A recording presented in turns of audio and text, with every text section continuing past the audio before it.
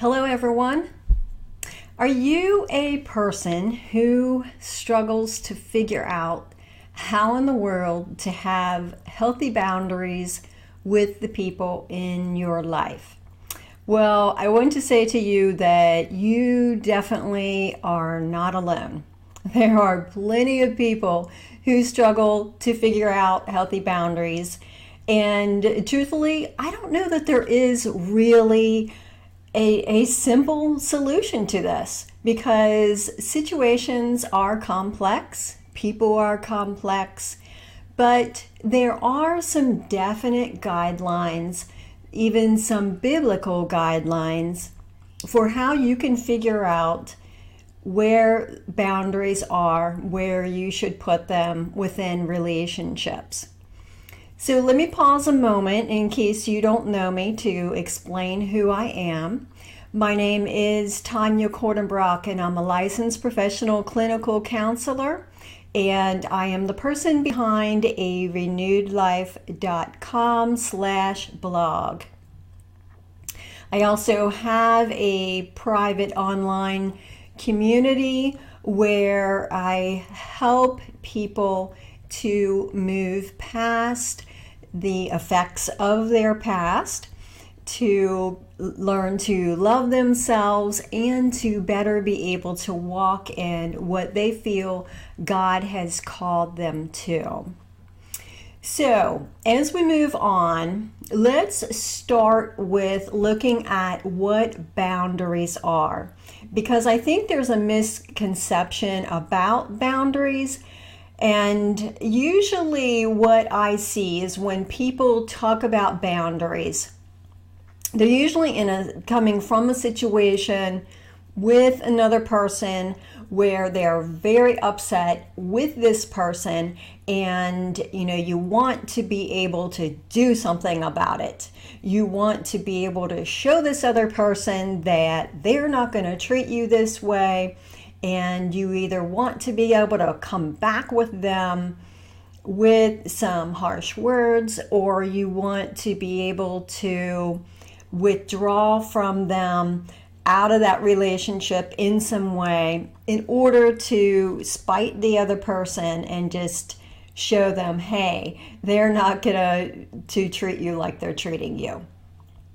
And that, unfortunately, is a misconception about what boundaries are.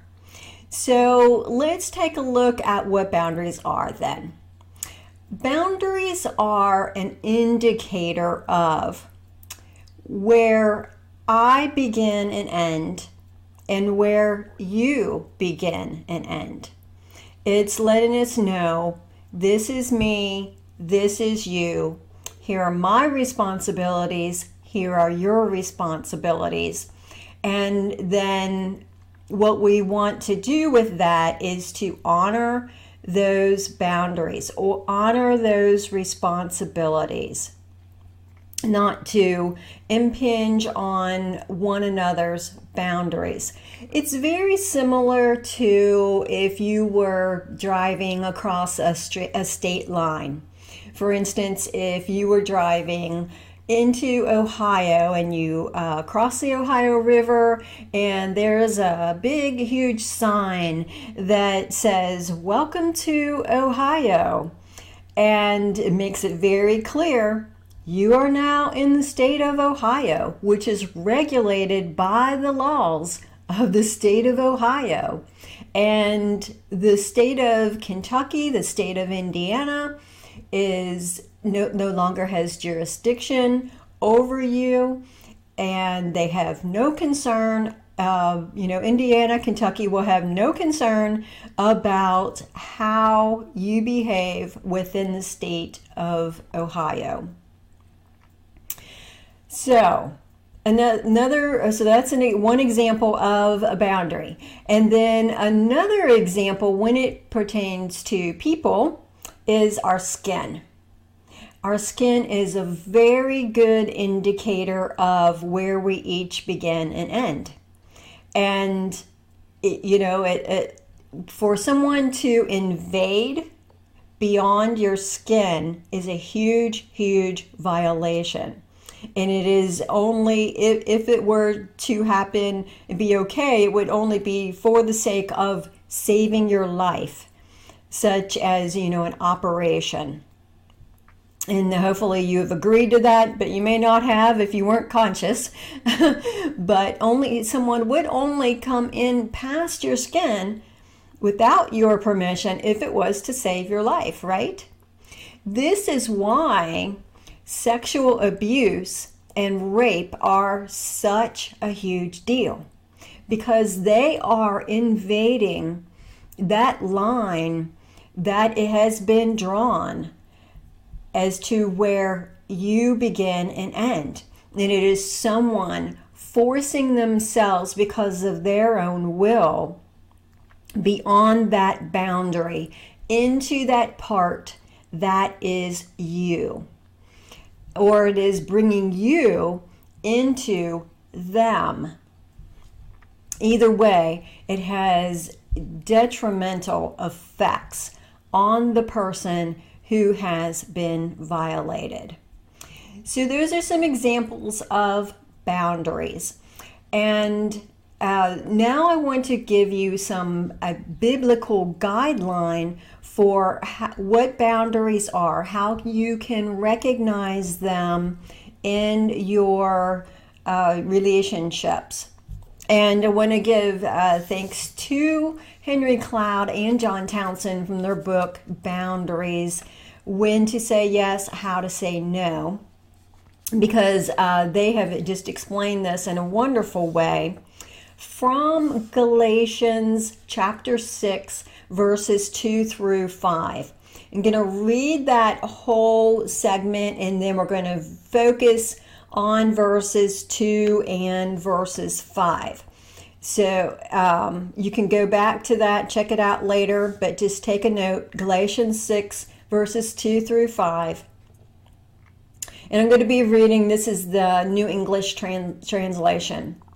And this says, "Carry one another's burdens, and in this way you will fulfill the law of Christ.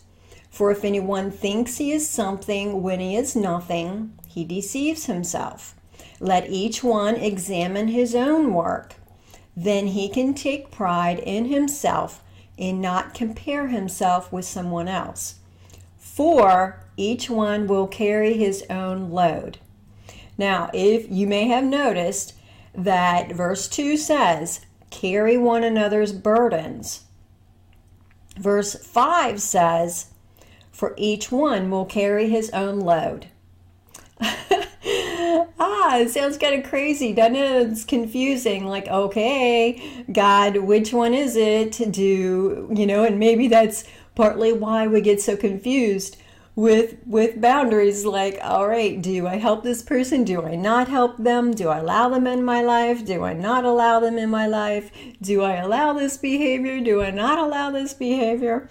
But actually, this is very specific. And it may not seem like it on the surface until you take a look at the Greek words for burdens and for loads. Okay, so it says to carry one another's burdens. And the Greek word for a burden is a heavy, heavy load that is just way too much for one person to carry.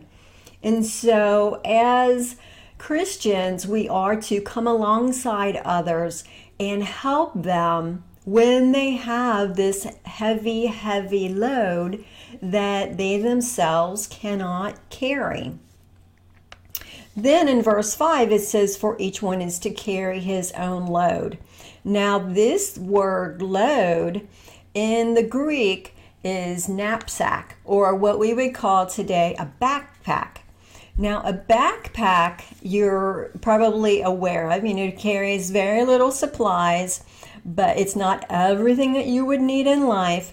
But if you were going on a hike, it would be the necessary supplies for your survival for that day that you would be responsible for as an individual.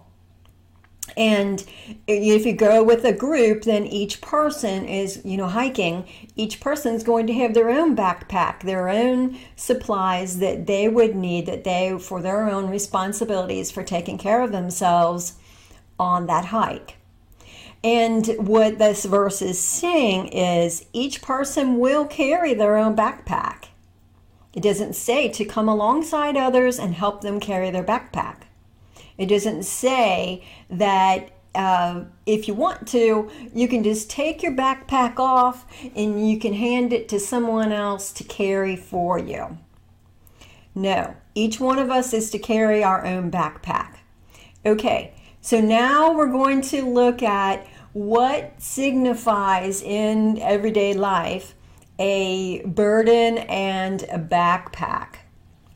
First, I'm going to take a look at what would be a part of that backpack. And because I think when you see this, it'll be a little easier to understand. So, how about your hygiene? Now, when your children were little, you had to remind them on a daily basis, at least twice a day, brush your teeth. Did you brush your teeth? And you even showed them how to brush their teeth, right? But if you have adult children, then it's going to be quite an insult if you you put your hands into their backpack to get their toothbrush and say, hey, don't forget, you need to brush your teeth. Okay, you don't need to do that, and that's not for you to do. That is a part of their backpack, part of their responsibilities as adults, is to take care of their own hygiene. And then making a living, obtaining what they need for their daily life of income, and obtaining transportation. And this means either obtaining, being able to purchase or get a hold of some type of vehicle that they can use in order to be able to get to work to make that living. Let's see, arriving in a timely manner, caring for their own nutritional needs.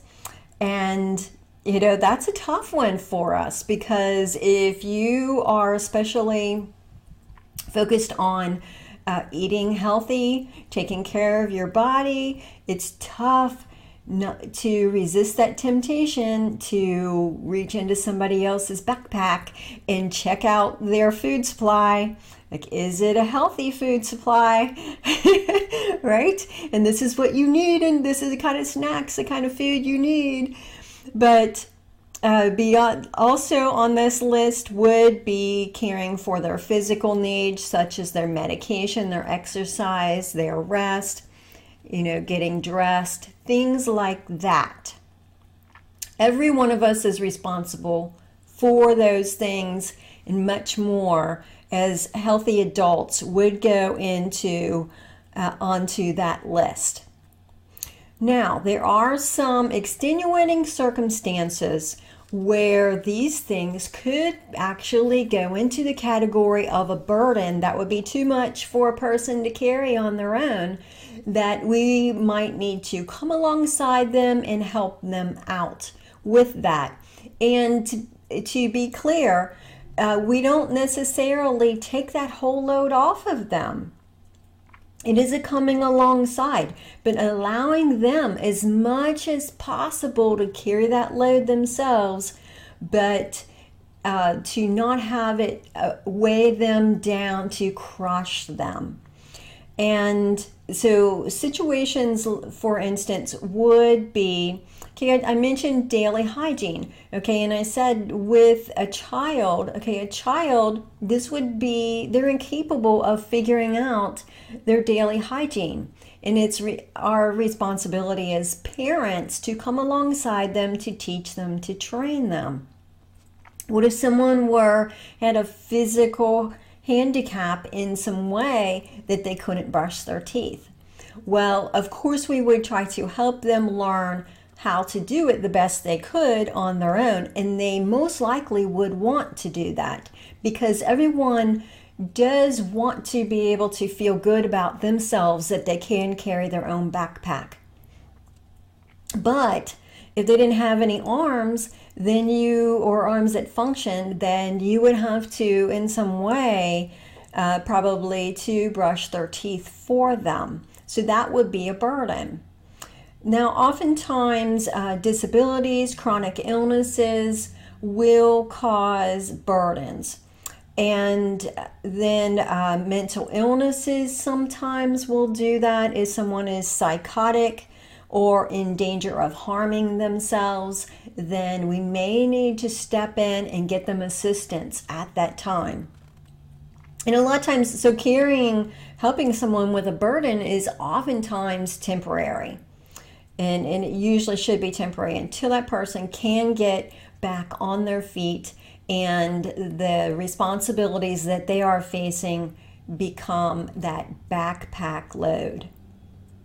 Natural disasters will create situations that are too much for people to cope with, and we need to come alongside them at that time. When there's a death or a trauma, then we often need to come alongside others and help out. Brain damage, deficiencies, and age is going to contribute to that also. Okay, so there's another area that causes difficulty. Bill, before I move on, I hope that clarifies for you, and you can give me a thumbs up on that, or if you have any questions on it, be sure to put them below.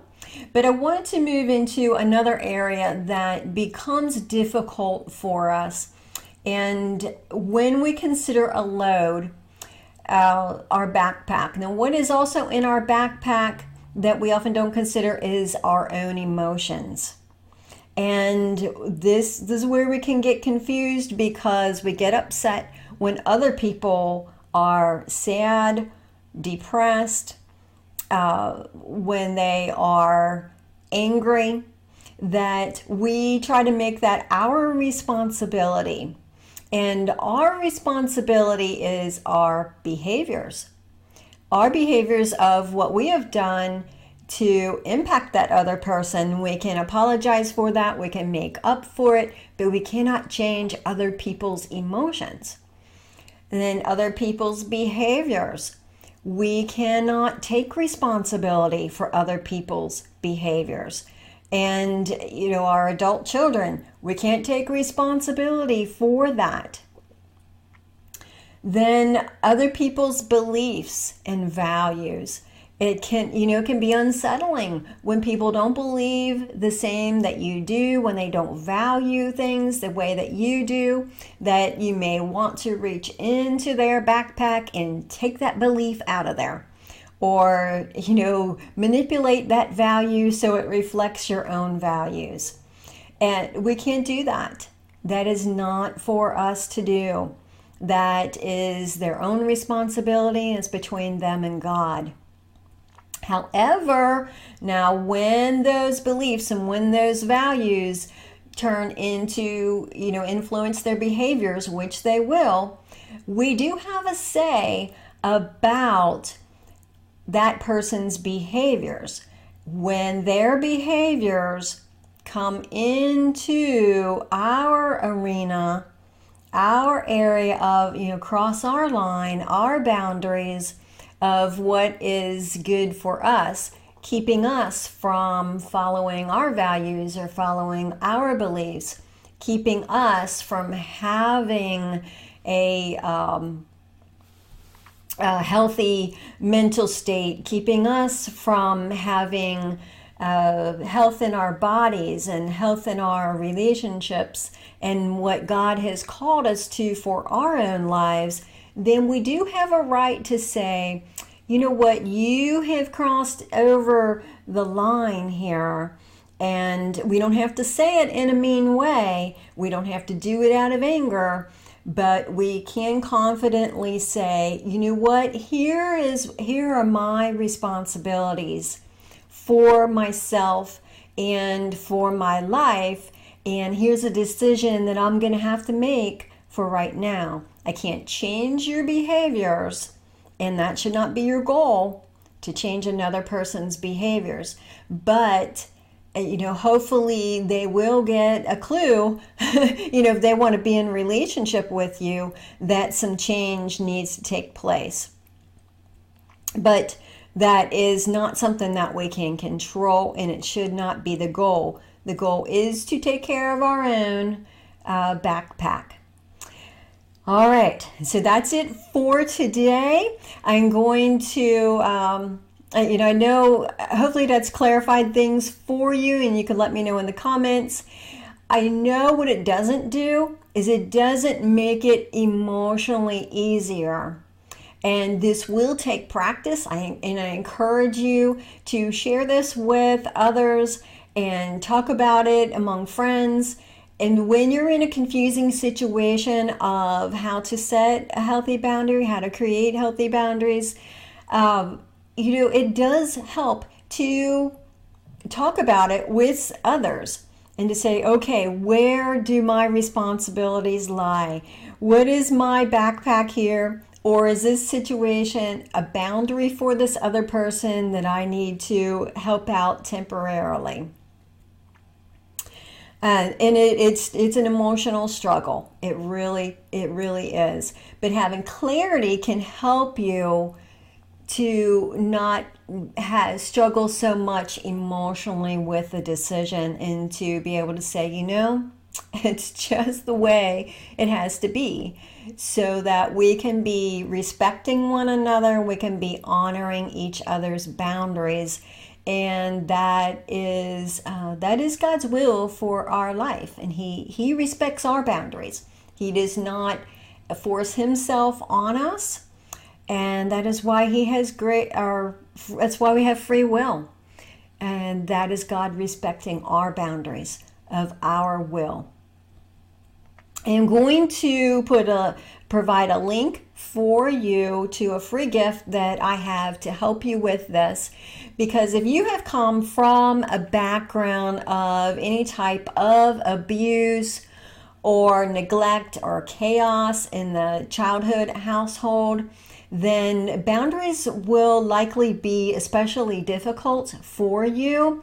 And this list that I have for you it's 50 ideas, 50 ways to set healthy boundaries for different situations of what they look like and what you can say. And I think you're going to find it really helpful. You will need to leave your email address in order for me to send this to you. So be sure to click on the link. Be sure to share this video with others. Thank you, and have a great day.